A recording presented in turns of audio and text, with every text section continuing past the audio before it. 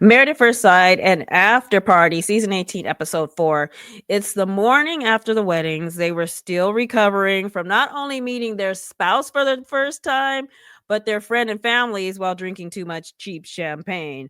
Hi, I'm Tamara, and this is Tamara Lynette Tells. So, Afterparty was an hour instead of 30 minutes, so Keisha could have two sets of cast members on. So, between Married at First Sight and Afterparty, this was 3.5 hours.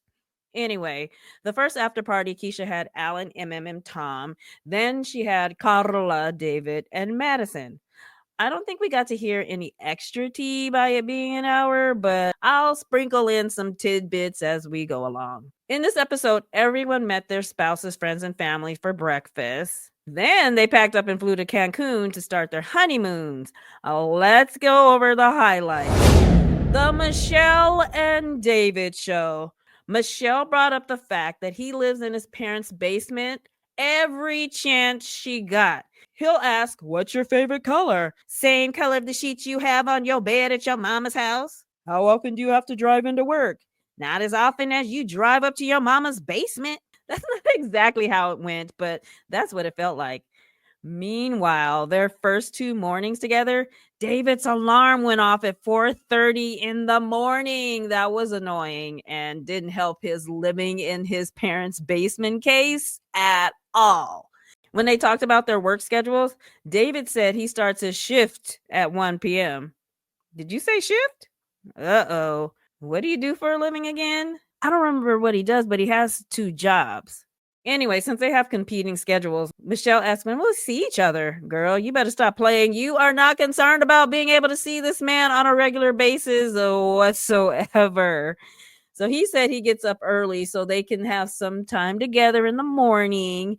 He said he's trying to get moved to the first shift at work, but in the meantime, they will have to communicate via telephone for the most part. She is just stacking up red flags where David is concerned.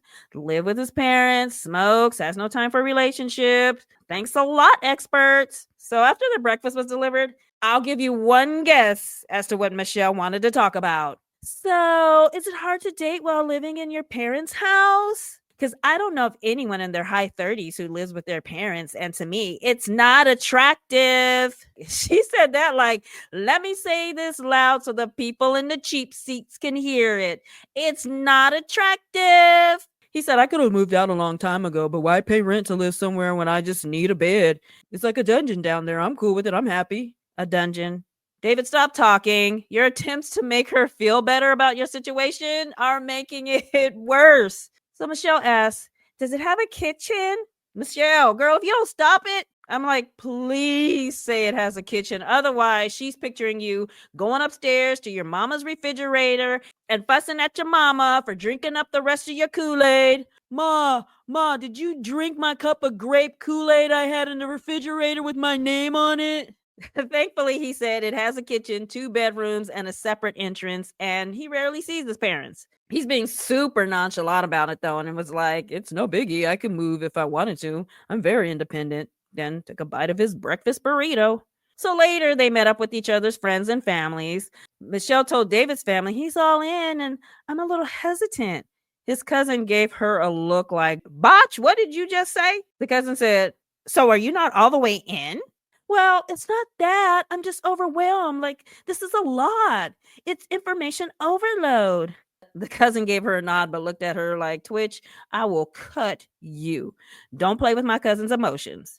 To the confessional cam, the cousin said, "David is all in. If Michelle is hesitant, then this is not going to be good."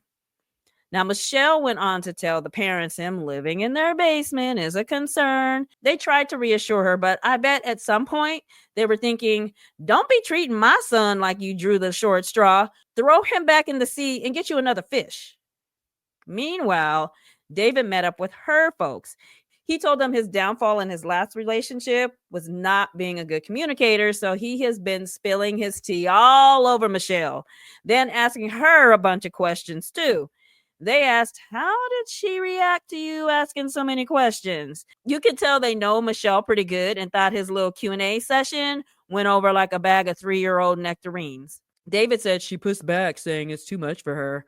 I mean, he had a legit excuse. He wants to get to know her. He just met her. Michelle's auntie or whatever was like, whoa, you might be a little too pushy for her. Like, pump the brakes. Pushy? What did he say that was too pushy? They must have edited that part out. She was coming at him like he was asking some inappropriate questions like, could you ever see yourself sitting on my face?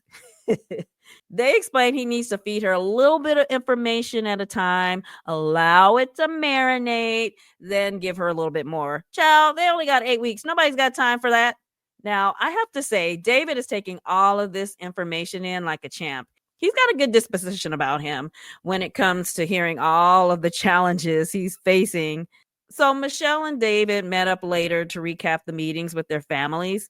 Michelle asked if he was aware that she had a meltdown during their wedding reception. She said she cried several times.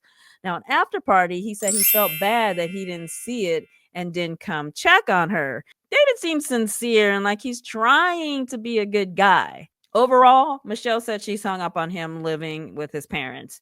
Duh. He said, "Well, I don't want you to get caught up on such a little thing." She said, "Well, see, that's it. It's not a little thing to me though. And don't get me wrong, I see the things you do for me, like getting me water and stuff.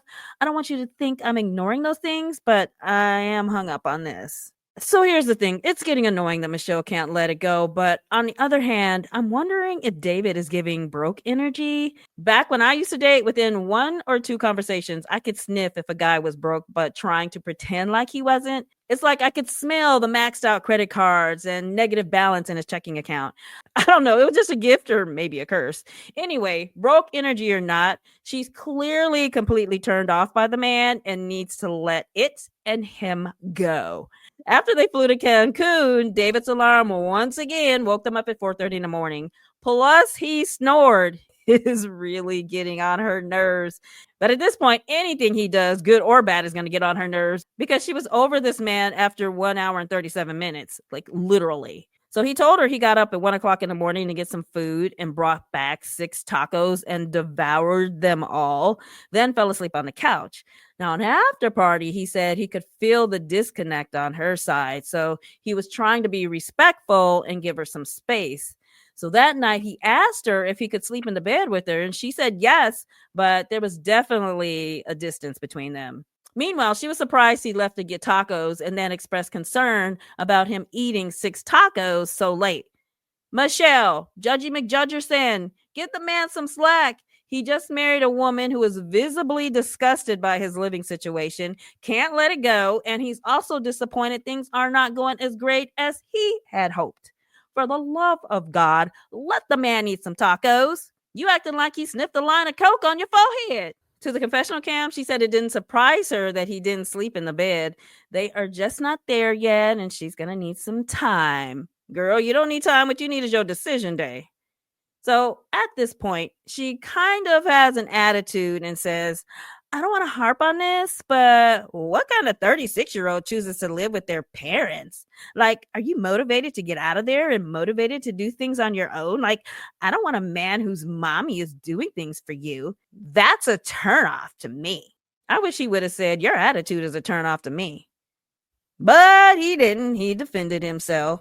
Then David was saying something about having 2 jobs and now he has a wife, and Michelle ran with it. Are you saying I'm a lot of work? Because you just put me in the category of being your 3rd job.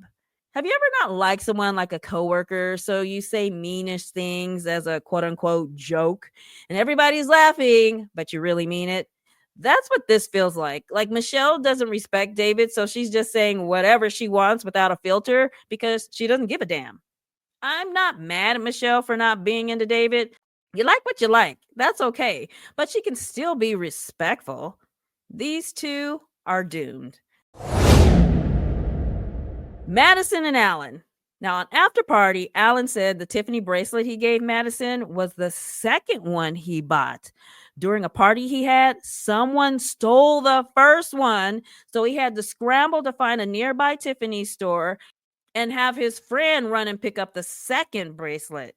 So when Allen met with Madison's family the day after the wedding, it was awkward. Madison's dad told Allen, it's important for you to get tested for sexually transmitted diseases. Daddy-o, stop thinking about this man's Mr. Goodbar. Let your daughter handle this conversation. But honestly, I thought the show made them take STD tests as part of the audition process. Anyway, Alan said he had tests run 3 weeks ago. Not sure if the show made him do it because later Emem mentioned she gets tested every 3 months or so, as if to say she didn't get a special test either. Anyway, Madison's dad told Alan that Madison needs to see his test results. The way dad came at Alan was giving, I've had to deal with my daughter's sugar bowl itching in the past. Daddy-o, stay out of it. Then Alan asked Madison's family, if I were walking down the street, would I have a chance with Madison? Absolutely not, Madison's sister said. She's into pretty boys, and you're the complete opposite of that. When I first saw you, I was like, oh my gosh. But once you started talking, I liked your personality. Damn, you got your nerve, Miss Eyeshadow Palette. The complete opposite of pretty boy? That's an ugly boy. He's not ugly. At least he doesn't live in his parents' basement. Just kidding. Meanwhile, Alan's mom was in tears. You need to love him, support him, to relax him. Do that for me. That mama loves her baby. Madison, you in danger, girl. Alan really likes you, and the mama's already crying thinking about the grandbabies you're going to give her.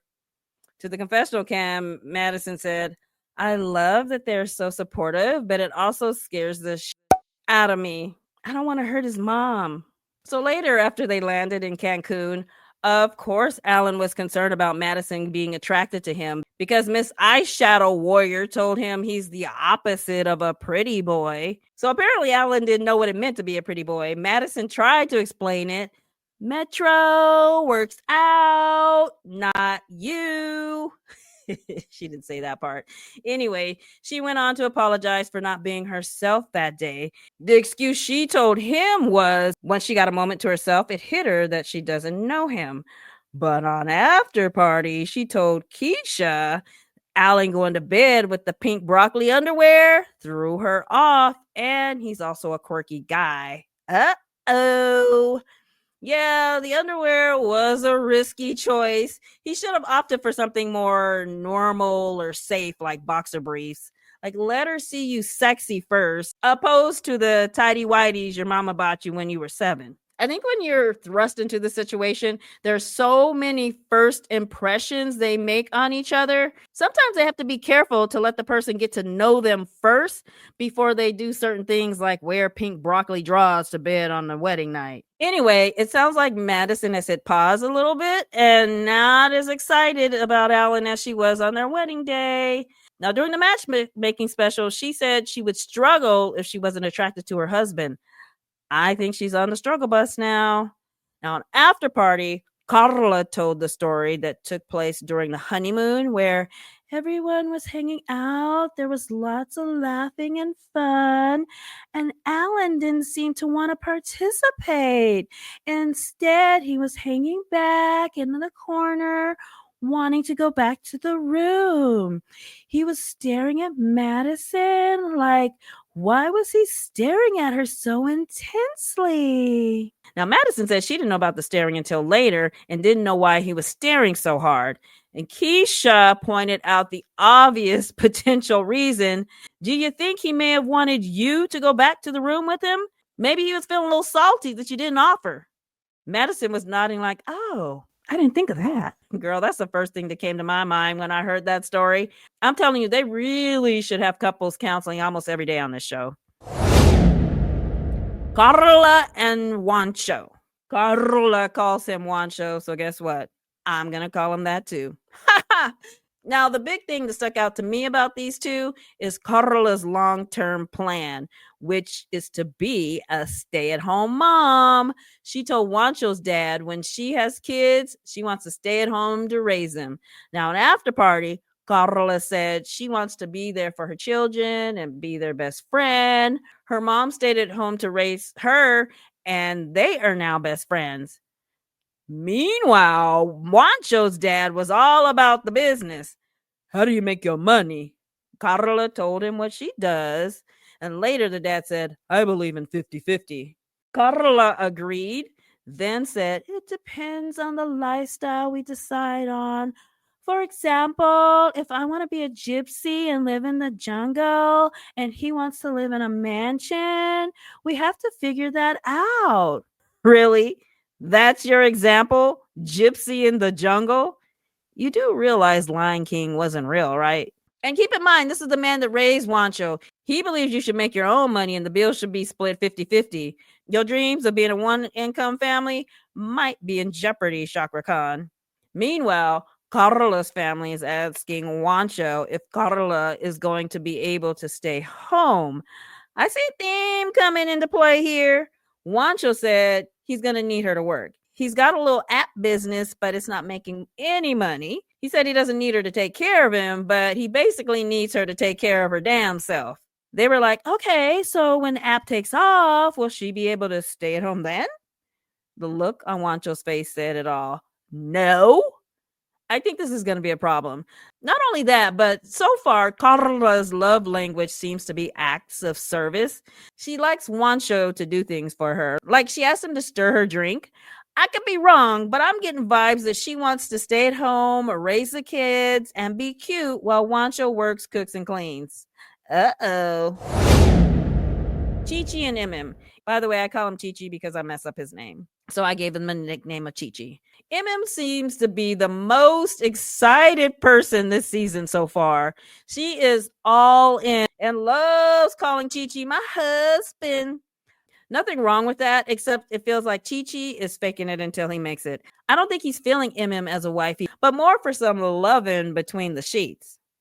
Although he does have a friend named Tamara, so he earned a little bonus point for that. Now, Tamara asked Emem about jealousy because he's allegedly popular on social media. The question was to the effect of what would Emem do to be comfortable with the women who commented on his post? And Emem said he's going to make sure I'm comfortable. Get it, girl? Good answer. Except you don't know him well enough to say that for sure, Miss Thang. Now, a disturbing thing Chi-Chi's family said is they think he's looking for a unicorn, perfection. Check, please. This might explain why Chi-Chi's energy towards her feels like she's aight.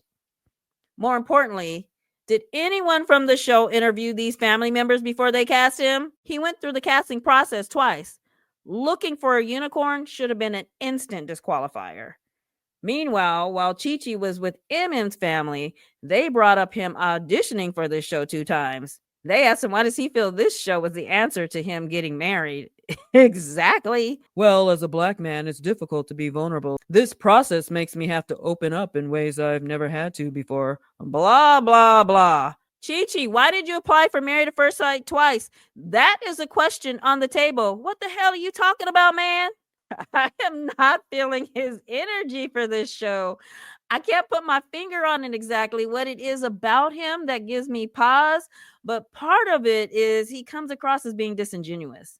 Now, on Afterparty, Emem said when his family told her he was looking for a unicorn, she wanted to run the opposite direction. So on the show, she asked him about looking for perfection. He said, who wouldn't? I want my wife to be dope. Now, he claims he's not looking for perfection, and that was good enough for Emem, and she appeared to let it go and moved on. She also said she tends to ignore red flags. Clearly you do, because I see a few of them being thrown at your forehead, sis. Like when he told you he was engaged before and cheated on the women. Yes, that was in his past, but you let it go a little too fast for my taste. Unless she asked a million questions and they edited them out. But the impression I got was she quickly gave him a pass because it happened a long time ago.